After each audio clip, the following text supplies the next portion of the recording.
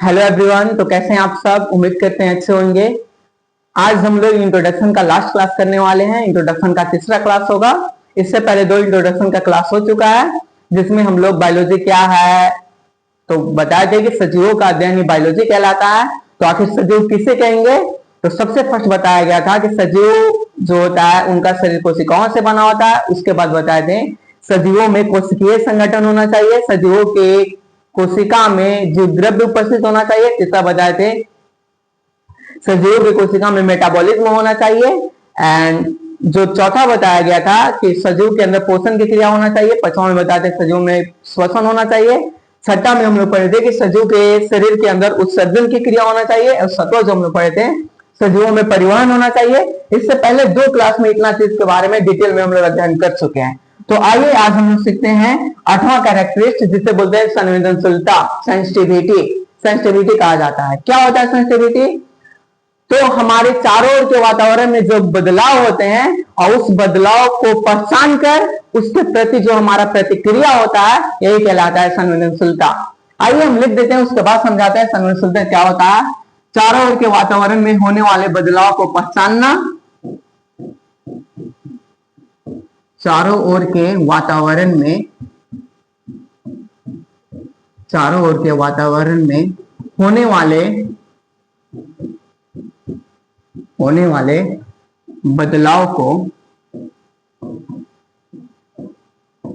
बदलाव को पहचानना तथा उस बदलाव के प्रति प्रतिक्रिया करना तथा उसके प्रति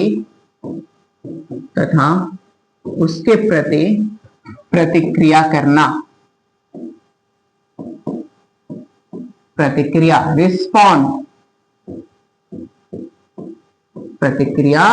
करना ही अनुकूलन कहलाता है, सॉरी संवेदनशीलता कहलाता है। उसे क्या कहते हैं? संवेदनशीलता। तो संवेदनशीलता क्या होता है? हमारे चारों ओर के वातावरण में होने वाले बदलाव को पहचानना और उसके प्रति जो हम लोग प्रतिक्रिया करते हैं उसी को कहते हैं संवेदनशीलता। जैसे कि एग्जांपल से हम लोग समझते हैं संवेदनशीलता मतलब क्या होता है। कोई जीव जो है से अपने भोजन की खोज के लिए संवेदनशीलता का हेल्प लेता है, संवेदनशीलता का मदद करता है। जैसे कि देखे होंगे घर में मीठा चीनी कितना ही अच्छा से छुपा के काहे नहीं रखते हैं, उसमें कहीं से न कहीं से चींटी आके लग ही जाता है। तो चींटी जो है से संवेदनशीलता करके अपने भोजन का पहचान कर लेता है, जहां भी रखा हुआ रहता है। कितना हो करके डिब्बा काहे न बंद करके, वो डिब्बा में घुस ही जाता है। ठीक है। तो सबसे पहला एग्जांपल जो बताया है से भोजन की खोज के लिए कोई भी जीव जो है से संवेदनशीलता का मदद करता है, भोजन की खोज करता है। जैसे कि एग्जांपल में बताया आप लोग को, चींटी जो है अपने भोजन की खोज के लिए संवेदनशीलता के द्वारा अपना भोजन का खोज कर लेता है। इस धरती पे जितने भी सजीव हैं वो सारे भोजन के लिए संवेदनशीलता करते हैं। कोई नहीं भी करता है, लेकिन संवेदनशीलता से भोजन की खोज का पहचान हम लोग आसानी से कर लेते हैं। भोजन की खोज का पहचान, जैसे एक एग्जांपल चींटी का हो गया भोजन की खोज की पहचान करने के लिए। एंड नेक्स्ट जो है हम लोग संवेदनशीलता का एग्जांपल लिख सकते हैं कि स्वाद का पहचान। संवेदनशीलता का एक बहुत अच्छा एग्जांपल होता है स्वाद का पहचान। हम लोग किसी भी चीज को टेस्ट करके उसके पता लगा सकते हैं कि वो कैसा चीज है, क्या काम करता होगा। ठीक है। तो भोजन की खोज के लिए पहचान, स्वाद का पहचान, ये सारे जो है संवेदनशीलता का एग्जांपल होता है। तो संवेदनशीलता क्या होता है? हमारे चारों ओर के वातावरण में होने वाले बदलाव को पहचानना और उस बदलाव के प्रति अपने आप को रिस्पॉन्ड देते हैं, उस बदलाव के प्रति अपने आप को प्रतिक्रिया करते हैं। तो उसी को हम लोग संवेदनशीलता कहते हैं। जैसे कि भोजन की खोज का पहचान हो गया, स्वाद का पहचान हो गया। छुई का पौधा देखिए हैं, उसको छूते ही उसमें सेंसिटिविटी आ जाता है। छुई का पौधा, ये सब संवेदनशीलता उसमें शरीर में पाया जाता है। जैसे ही छूते उनके सारी पत्तियां सिकुड़ जाता है एक तरफ। ठीक है। छुई का पौधा हो गया। संवेदनशीलता सबको समझ में आ गया होगा। संवेदनशीलता में किसी को दिक्कत नहीं होना चाहिए। और संवेदनशीलता ये सजीव का 8वां कैरेक्टरिस्टिक था, जिसमें हम लोग संवेदनशीलता क्या होता है सीखे हैं। संवेदनशीलता के बाद सजीव के कैरेक्टरिस्टिक का अगला कैरेक्टरिस्टिक आता है जिसे बोलते हैं अनुकूलन। नेक्स्ट कैरेक्टरिस्टिक जो हम लोग सीखने वाले हैं वो अनुकूलन।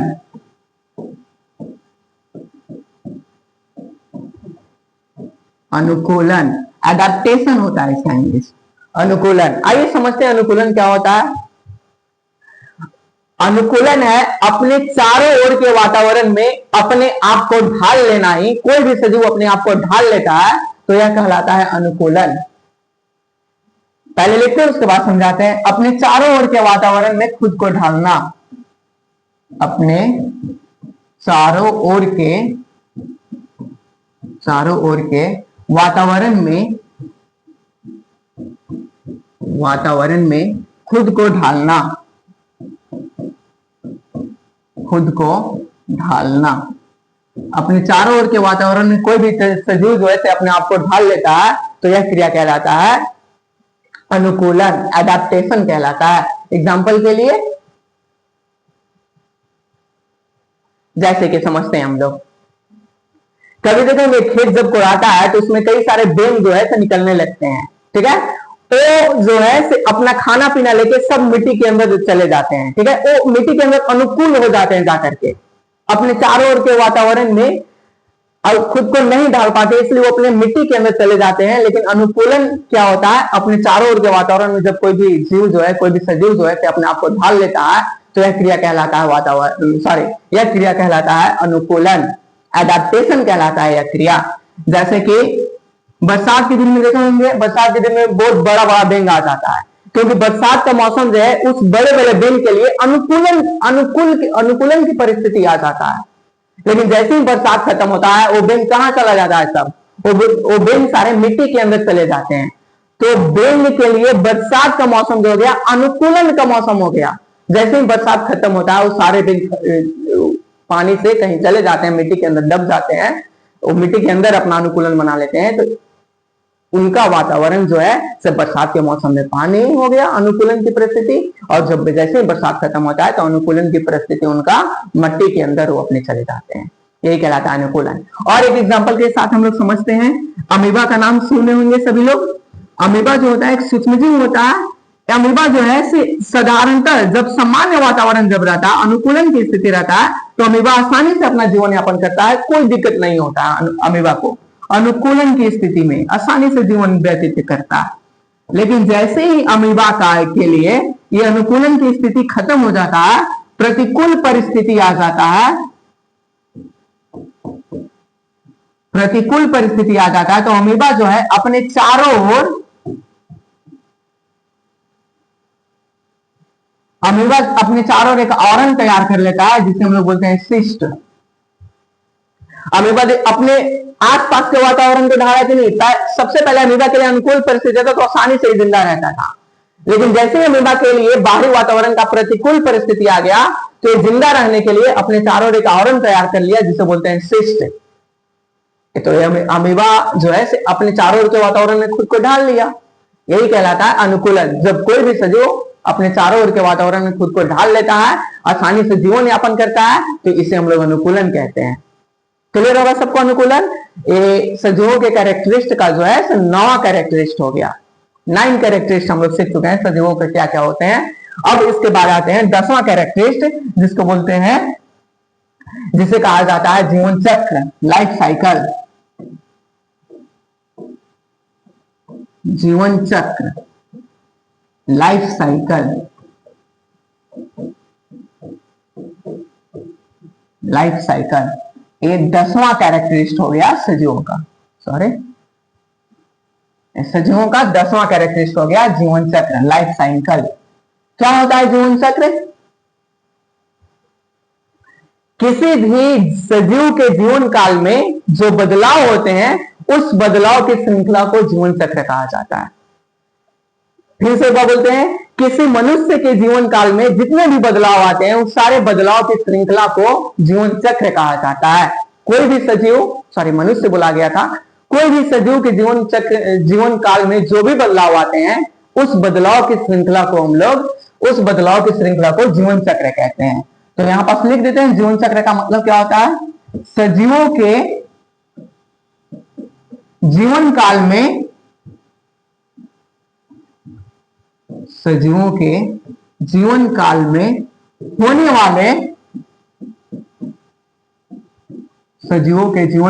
होने वाले बदलाव की श्रृंखला को,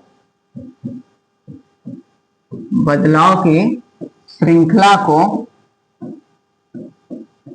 सजीवों को जीवन काल में होने वाले बदलाव की श्रृंखला को जीवन चक्र कहते हैं।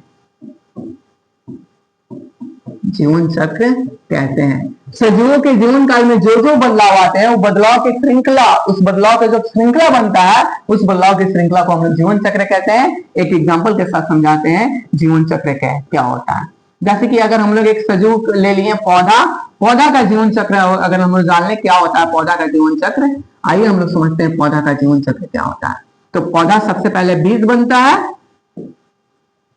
बीज, ये बीज जो है सिर्फ थोड़ा सा अंकुरन की अवस्था में आता है। बीज विकसित होता है थोड़ा सा, तो इस अवस्था को बोलते हैं अंकुरन की अवस्था।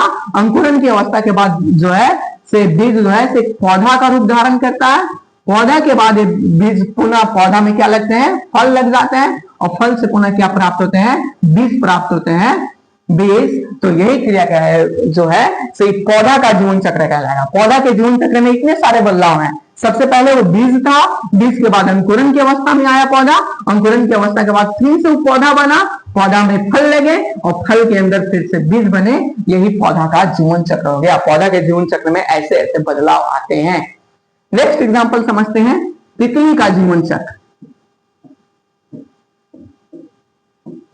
तितली का जीवन चक्र, तितली का जीवन चक्र। तो सबसे पहले तितली जो है से अंडा देती है। अंडा, ये अंडा जो है से विकसित होता है, तो तितली जो है से लार्वा की स्थिति में पहुंचता है। लार्वा, जब ये लार्वा विकसित होता है तो उस तितली को कहा जाता है प्यूपा। प्यूपा, जब ये प्यूपा विकसित हो जाते हैं तो बनता है वयस्क तितली। एक बड़ा तितली का निर्माण होता है, वयस्क तितली। तो ये किसका जीवन चक्र हो गया, तितली का जीवन चक्र हो गया। तितली के जीवन चक्र में क्या क्या बदलाव आए, जीवन काल में क्या क्या बदलाव है। तो सबसे पहले तितली अंडा था, अंडा के बाद बना लार्वा, लार्वा के बाद बना प्यूपा, प्यूपा के बाद वयस्क तितली का निर्माण किया। तो ये तितली का जीवन चक्र हो गया। ये हमारा पौधा का जीवन चक्र हो गया। आइए हम लोग एक जीवन चक्र से समझ लेते हैं कि अगला मनुष्य का जीवन चक्र क्या होता है। तीसरा एग्जाम्पल जो हो जाएगा मनुष्य का जीवन चक्र।